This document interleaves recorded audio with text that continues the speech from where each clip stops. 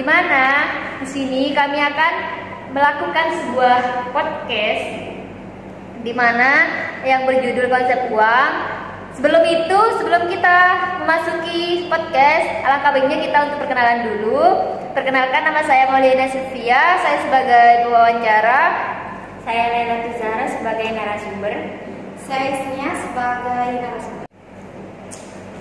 Di mana tema kali ini mengenai konsep uang. Seperti yang sudah kita ketahui, kita hidup di sini, kita butuh uang. Semua apa-apa kita butuh uang.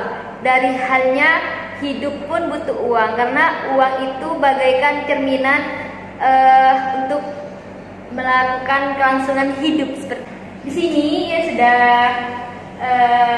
menurut saya uang itu seperti itu. Lalu menurut kakak-kakak di sini, uang tuh apa sih kak? Menurut kakak-kakak di sini? Menurut saya uang itu adalah segalanya.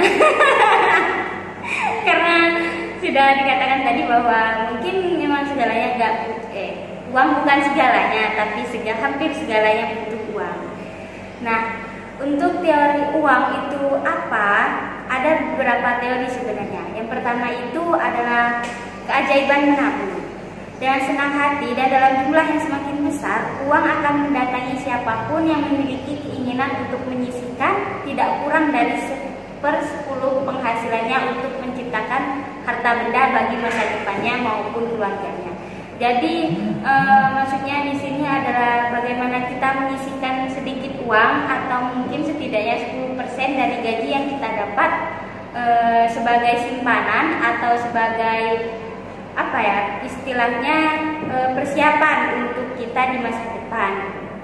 Nah, teori selanjutnya adalah keajaiban investasi, di mana dengan rajin dan riang gembira, uang bekerja bagi pemiliknya yang bijaksana, yang menemukan bagi uang itu pekerjaan yang menguntungkan, sehingga uang itu akan beranak pinak seperti kawanan ternak di padang rumput.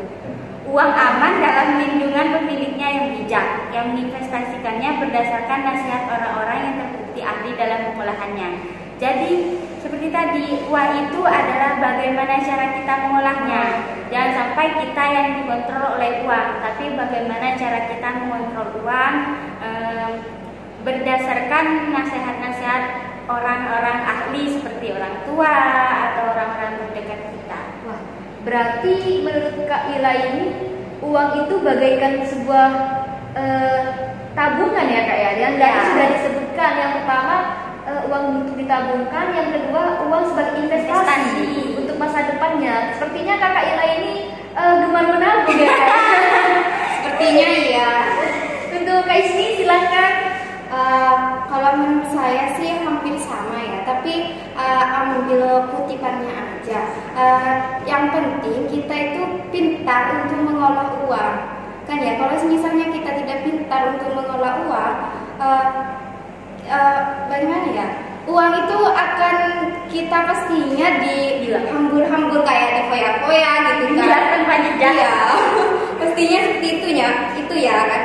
Kalau nggak pintar mengolah uang, kalau kita pintar mengolah uang, kita bisa menabung, kita juga bisa investasi kan, seperti itu.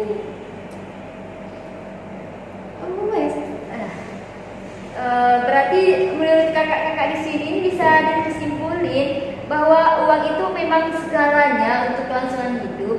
Tetapi di sini uang itu intinya lebih bermanfaat jika uang itu ditabung, seperti itu ya Kak ya, untuk masa depan yang lebih cerah, seperti halnya didefinisikan seperti itu. Ya, betul sekali. Kan kita nggak cuma makan hari ini, kita harus memikir makan untuk Besok apa, tidak hanya mikiran untuk makan hari ini gitu ya Kak. Nah, berbicara mengenai uang, di sini kan biasanya ya orang yang memiliki kecerdasan finansial, istilahnya itu ketika kita memiliki IQ yang tinggi, kita itu bisa menjadi kaya gitu. Kita mempunyai banyak uang, tapi tidak semua seperti itu. Jadi di sini menurut kakak-kakak di sini, membangun kecerdasan finansial itu jadi seperti apa, Kak? Kalau menurut saya, membangun kecerdasan finansial itu penting, tapi tidak sepenuhnya sangat penting. Karena begini, orang yang memiliki IQ lebih tinggi belum tentu memiliki kekayaan yang lebih tinggi. Iya. Sudah banyak kan terjadi bahwa ada pepatah Mario Teguh itu pernah berkata bahwasannya orang pintar lulus sekolah akan melamar bekerja dan menjadi karyawan. Sedangkan orang yang mungkin bodoh atau tidak terlalu pintar akan berusaha menjadi pengusaha. Nah, dia akan menjadi bos untuk dirinya sendiri. Nah, itu merupakan cerminan bahwa IQ itu memiliki IQ yang tinggi belum tentu memiliki kekayaan yang tinggi juga. Berarti seperti halnya begini ya, Kak ya. Orang yang pintar belum tentu dia bisa lebih kaya gitu. Tapi orang pintar itu lebih menguasai pengetahuannya. Ya. Sedangkan orang yang IQ-nya rendah, dia lebih melakukan suatu usaha gitu dengan melakukan pemikiran lebih ke proses gitu loh, Kak, lebih ke kreatif gitu untuk membangun usaha ini. Sedangkan orang yang IQ-nya tinggi belum tentu juga bisa seperti yang memiliki IQ lebih rendah.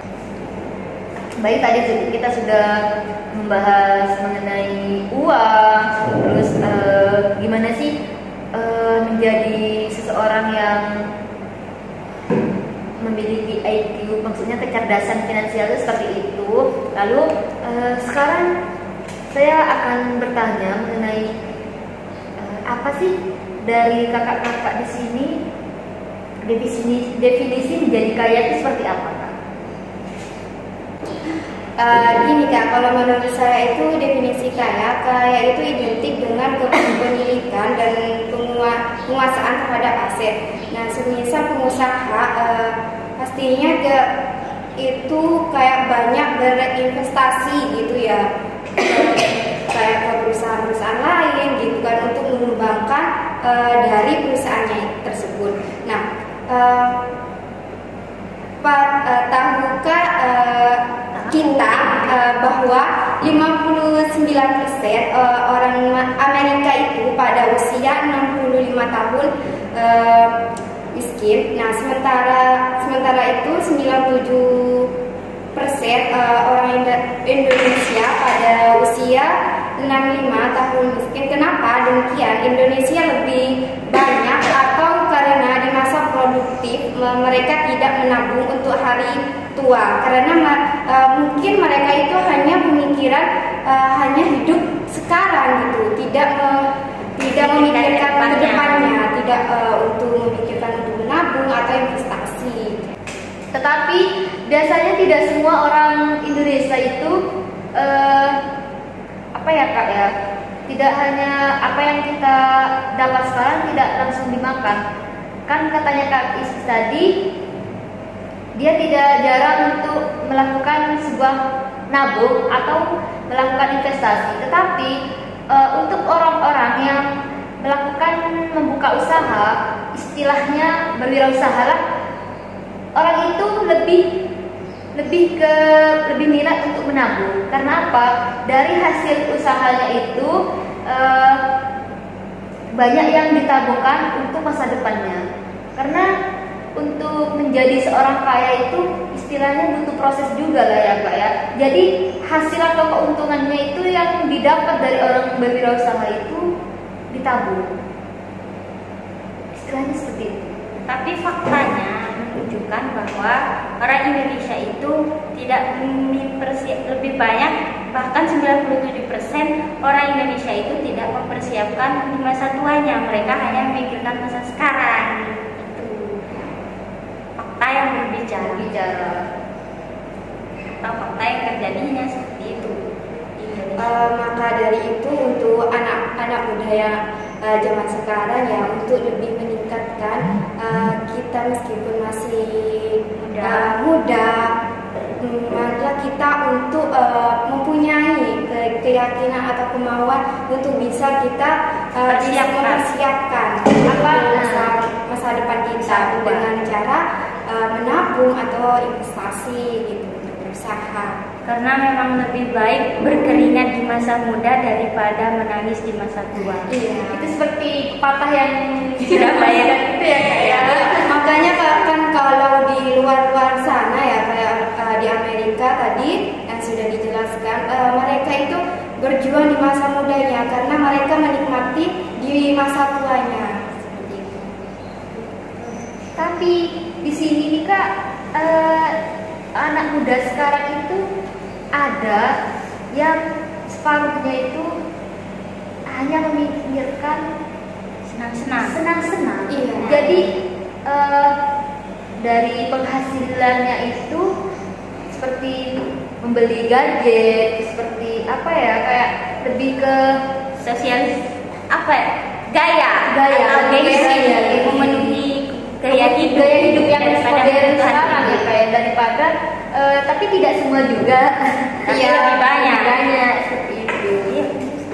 Lalu menurut kakak di sini strategi apa sih yang bisa dilakukan supaya anak-anak muda atau kita semua itu menjadi seorang yang kaya gitu? Ya pastinya bekerja. Ya itu harus yang paling tepat. Harus bekerja. Kalau nggak kerja dari mana dapat uang? Tapi yang perlu kita terapkan itu yang pertama kita bisa menerapkan, kita meyakinkan diri kita sendiri bahwa kita bisa kaya. Karena sudah dari awal sudah dijelaskan bahwa mindset sangat berpengaruh kan terhadap apapun. Jadi kita harus punya mindset untuk diri sendiri bahwa kita bisa menjadi seorang yang kaya. Selanjutnya kita bisa mengontrol pikiran untuk menjadi kaya atau kita optimis. Kita harus optimis bahwa kita bisa menjadi seseorang yang kaya. Karena dengan memiliki pemikiran bahwa kita bisa menjadi orang yang kaya, kita akan tersendirinya akan tumbuh semangat atau motivasi untuk menjadi orang kaya itu sendiri. Ya enggak Kak? Iya, betul. Lalu strategi apa lagi yang bisa dilakukan untuk menjadi orang kaya Kak? Strateginya kita juga bisa mengubah pola pikir menjadi sukses finansial. Nah juga berinvestasilah dan raih kekayaan. Dan juga kita bisa berinvestasi dan meraih untuk menjadi kaya. Nah, selanjutnya kita bisa membuat uang bekerja untuk kita. Gimana caranya? Kita seperti menaikkan value diri kita dengan cara kita menjadi orang yang berkualitas. Tentu saja kita akan dibutuhkan oleh masyarakat, oleh pekerjaan. Nanti kan pasti kita yang dicari oleh orang, kita akan digaji orang. Intinya uang yang akan butuh kita, bukan kita yang butuh uang, seperti itu. Selanjutnya adalah dengan cara mengelola uang dengan baik. Sudah pasti ya, kalau kita boros kita bakalan susah kaya, hemat bakal kaya. Sudah pasti kita harus bisa mengelola uang dengan baik. Nah, strategi selanjutnya untuk menjadi orang yang kaya adalah menjadi wirausaha. Sudah dijelaskan tadi sama Mbak Sylvia bahwa juga sebelumnya podcast sebelumnya juga sudah kita sering bicarakan bahwa berwirausaha merupakan pilihan terbaik di era sekarang ini untuk menjadi sukses dan kaya. Karena yang seperti kita ketahui bahwa menjadi wirausaha gaji kita tidak ditarget atau tidak di situ-situ saja, kita tidak ada bisa lebih ya, apa yang kita mau. Makanya menjadi wirausaha merupakan salah satu strategi yang sangat baik untuk meraih kekayaan. Nah, jadi kesimpulan dari podcast kali ini, konsep uang ini lebih banyak mengarah ke menjadi orang kaya ya, lagi ke uang. Jadi uang itu bagaikan untuk kelangsungan hidup kita, di mana sangat berpengaruh besar, apalagi untuk melakukan atau untuk menjadi orang kaya gitu. Di sini untuk menjadi seorang kaya, orang Pintar-pintar. Jadi di sini untuk menjadi orang kaya itu sangatlah banyak, dimulai dengan hal yang harus bekerja, kita harus optimis, kita harus melakukan sebuah menabung, atau kita bisa mengelola uang dengan baik, dan istilah intinya itu kita bisa berwirausaha. Karena untuk menjadi seorang kaya itu kita tidak dari penghasilan kita, misalnya kita bekerja di sebuah perusahaan hanya gaji segitu, dan jika kita berwirausaha kita akan mendapatkan hasil yang lebih dari yang kita mau. Jadi pesannya untuk semua, untuk menjadi seorang kaya, marilah kita semua bekerja keras, kita membuka usaha yang baru, kita mengubah mindset kita gimana ke depannya, dan kita akan menjadi kaya. Mungkin sekian podcast kali ini, kurang lebihnya mohon maaf. Wassalamualaikum warahmatullahi wabarakatuh.